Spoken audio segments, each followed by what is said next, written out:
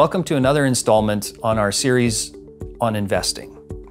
Today, we'd like to discuss how to create an effective investment thesis that will make you money.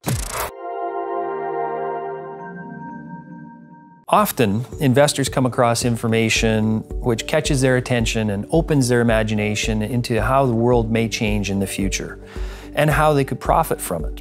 For example, renewable energy replacing fossil fuels. There's no doubt that this is an exciting process for any investor. You can, dream about how you're going to make a lot of money, how you can tell your friends how, well you invested. And this is how it's supposed to work. However, in reality, it's a lot different and more difficult.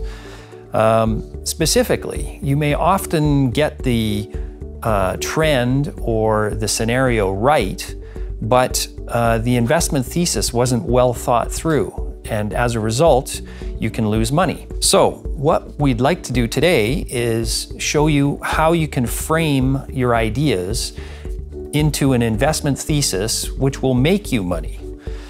This is where it's helpful to look back a few years. If you look back about 5 years, it was a big trend to invest in renewable energy. Now, even Elon Musk invested in solar panels, and in fact, his company almost went bankrupt, and he had to rescue it with money from another company. So even there, for whatever reason, the execution of his idea didn't quite pan out. So we have to be prepared for this. And how can we avoid the pitfalls of basically having the right idea, but not really implementing it in an effective way as an investor? Avoid the pitfalls, I think it's helpful to have a checklist.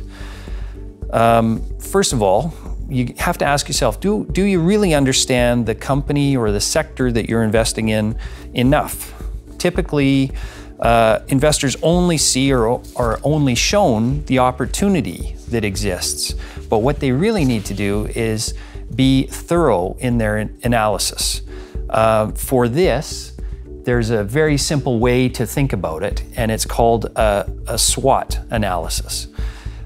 This is where you look at strengths, weaknesses, opportunity, and threats. And this is a more rigorous way to do your analysis. Basically, this is your hard-earned wealth. So you don't really want to squander it. And you should really think about more than just the opportunity. What could go wrong with your investment?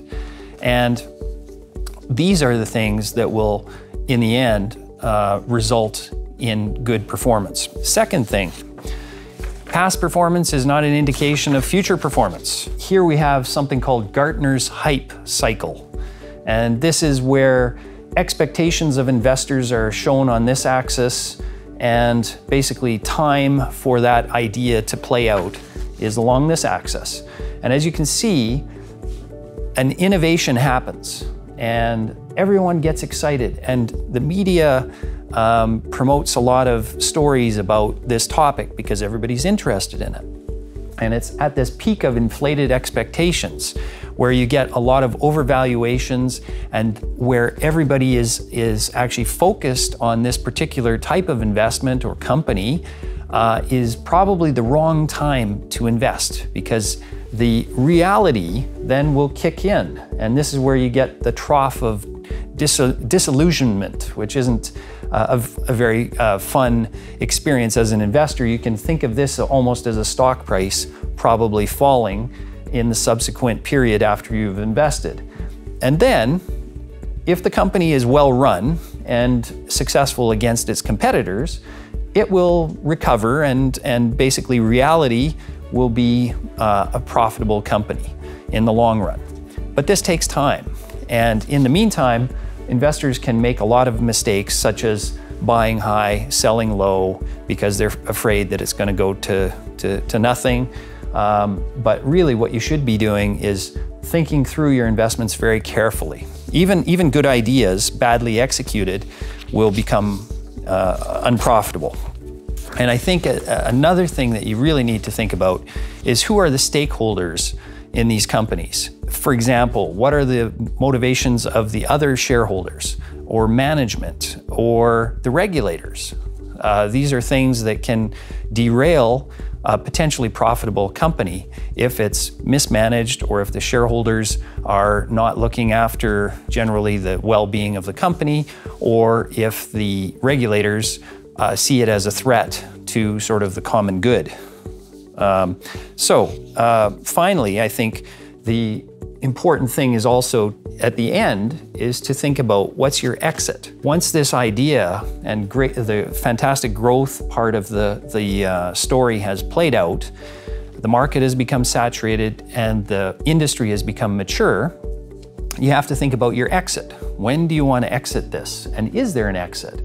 And if there is, you'll be very happy, obviously, because your scenario, your investment thesis, played out exactly as you expected. You know, basically with all these types of investment theses that you think about, what you need to do is have a dose of reality and make sure that there's sufficient liquidity that you can actually get out of whatever exciting investment you've got yourself into. I hope this has been helpful, and good luck investing.